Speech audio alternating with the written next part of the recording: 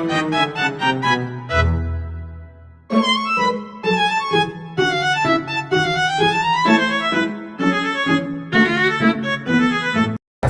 warahmatullahi wabarakatuh. Halo, perkenalkan nama aku Rada Amalika.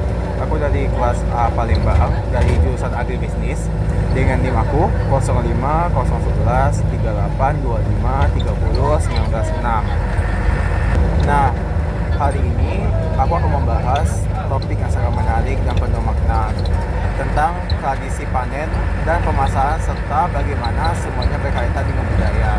Ayo kita simak bareng. Apa itu tradisi panen?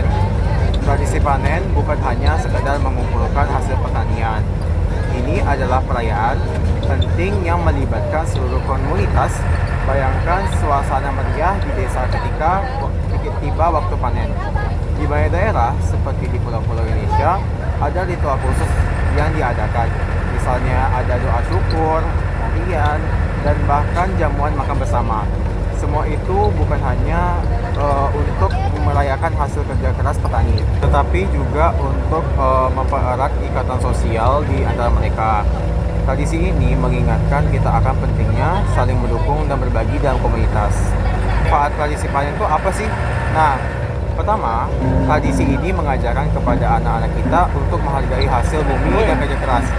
Mereka belajar bahwa penanaman dan panen adalah proses yang tidak instan, ada usaha dan ketemuan di dalamnya.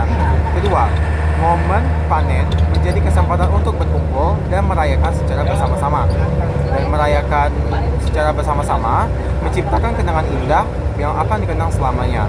Ini adalah cara untuk memperkuat rasa memiliki dan solidaritas dalam masyarakat. Kenapa ya budaya penting dalam pemasaran? Budaya sangat mempengaruhi cara kita menjual produk. Produk yang dihasilkan dengan cinta dan cara-cara tradisional seringkali lebih menarik bagi konsumen. Kenapa? Karena banyak dari kita yang sekarang mencari keaslian dan keberlanjutan.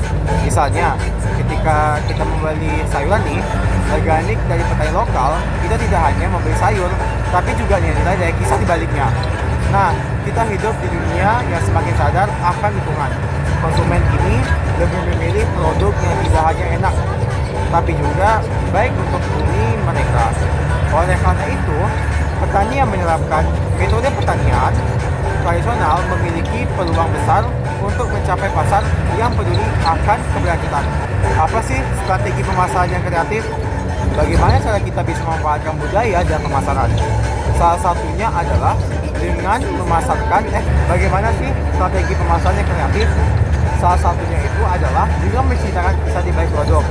Ketika kita memasarkan sayuran atau buah-buahan, kita bisa menjelaskan bagaimana cara menanamnya, tantangan yang bisa dihadapi, dan ritual yang mengiringi prosesnya. Konten visual seperti foto-foto hasil panen atau video proses berkebun bisa menjadi alat pemasaran yang sangat menarik di dunia media sosial.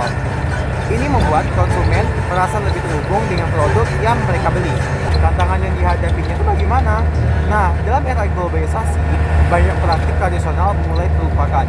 Generasi muda seringkali lebih tertarik pada teknologi dan praktik modern daripada merawat tradisi yang ada.